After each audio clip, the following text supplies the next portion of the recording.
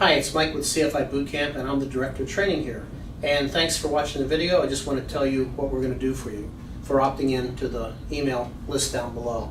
If you opt into that, we're going to send you 2 documents, actually 3 documents, that we use at CFI Bootcamp all the time that make a really big difference in your training.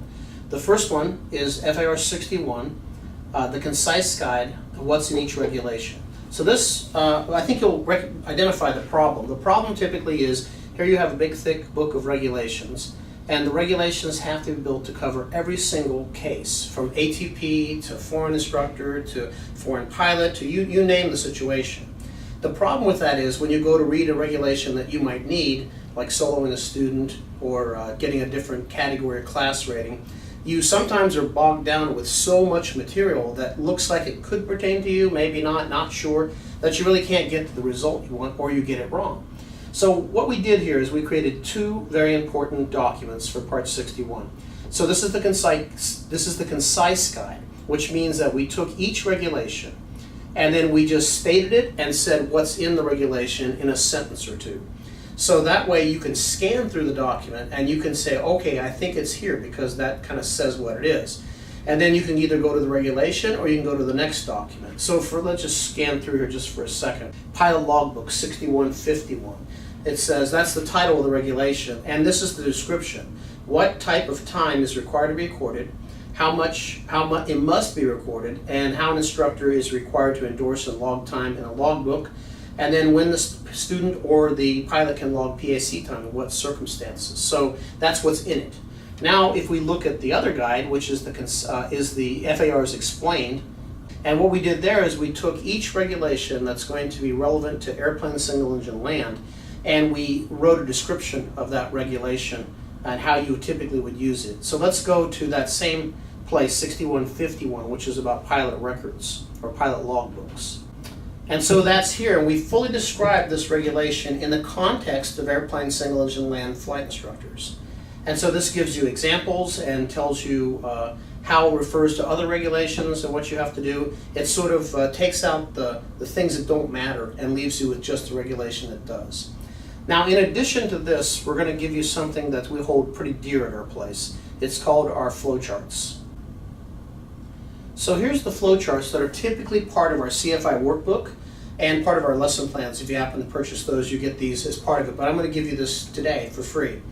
And here's the flowcharts. They're going to walk you through the regulations, just as if we were there with you, holding your hand through these regulations and pointing to FARs, going, well, this is the one that matters, and here's where you go from here, and this is why, and this is where you go from here, and this is where you go to there. So things like the process to solo a student who holds another category in class, additional solo privileges, solo flight, solo cross-country requirements, additional category class ratings, TSA authorizations, and even something as technical as operating in the U.S. on a foreign certificate, the process. So let's have a quick look at this one, at the first one. So this one is the process to solo a student or pilot who holds another category or class. So that's someone like from rotorcraft who's coming into airplane. How do you solo them? Well, the first thing you should know is they're not a student pilot anymore. They can never be a student pilot anymore, and so you have to use a different regulation for that. It's not the student pilot section that you go to. So here's the question. The requirements to authorize the solo of a student.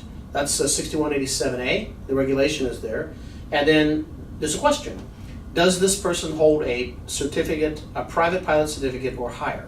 And if it's yes, it directs you to 6131, which is train until safe to solo. You don't need a student pilot certificate or be bound by student pilot regulations, and then endorse the logbook for solo under 6131, and it does not expire. Now, if the student doesn't have that, if you don't have a private pilot certificate, then it walks you through the process of soloing a student. So these are very, very powerful because they help you understand the regulation by guiding you. And it's not just giving you the answer in the flowchart, it's pointing specifically to FARs to make them make sense. This one goes here, this one goes here, I see that now. And so these are really, really valuable. So between these 3 documents, which we put together in this free pack we're going to give you, which is the Concise Guide to FARs, the Part 61 Explained for flight instructors, and the flowcharts, there's a tremendous amount of value here. And our intent for that is a little devious. I want you to see the quality of the work and the custom documents and all the thought that goes into what we do at CFI Bootcamp.